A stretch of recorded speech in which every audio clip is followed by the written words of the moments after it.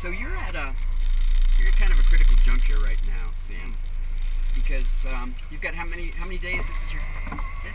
Fifth, yes. Okay.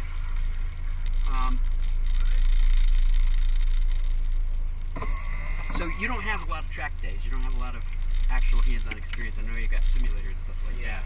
But you've got pretty good skills. Thank you. Right. So for only 5 track days, you're motoring along.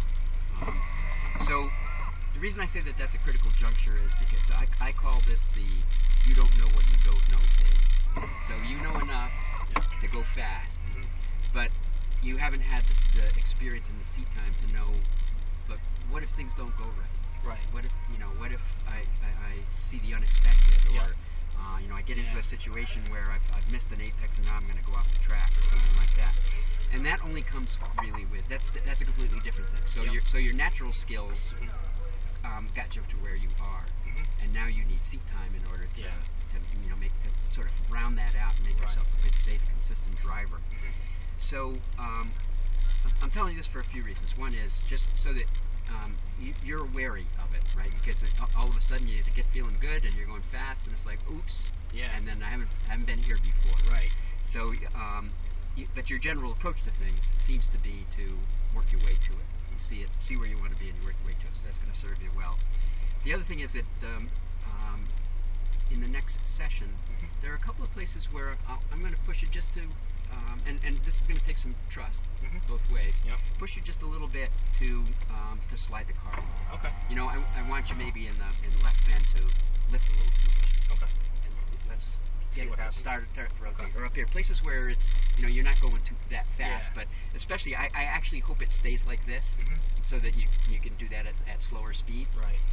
And so I'll sort of push you out of your comfort zone a little bit, but I'll only do it in safe places. We're not going to do it up in the downhill or something like that. And then the other thing is that, and this is the other tricky thing with where you are. You're obviously fast for the run group. Yeah. And so, it hasn't been too bad today. You can, especially when we have to combine novice and intermediate, then so it's not really a problem at Watkins Glen. You go to Watkins Glen, it's so big, right? But here it's a little bit of a problem.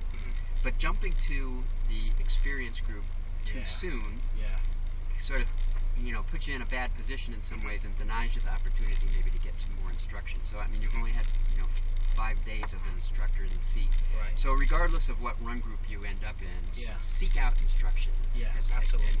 I always try to get other instructors to come and ride with me, or I'm always trying to learn from somebody. So don't be too anxious to be soloing out there, because there's plenty of time for that. Yeah. I mean, I want to get to the point where my instructor says, "I think you're ready," and I'll be happy with that, and I'll be like, "Okay, but I'd still like you here." Yeah, that's absolutely. You're close to that point. If you were running with other clubs, like if you were running with SCDA, you'd be solo now. Oh, okay. Yeah, you'd be solo now. And so that's the temptation. I've had other.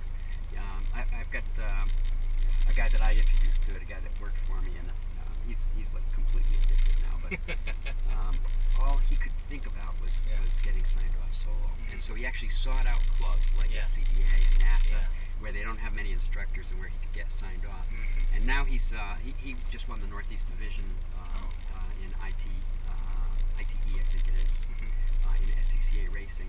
And every once in a while he'll write me a note and he'll say, "Thank you for telling me. The stupidest thing I ever did was to rush to be solo, and the best thing I ever did was to start inviting instructors to get back in the car with me." So, all right, man. All right. Thanks, Kevin. I'll see you later. All right.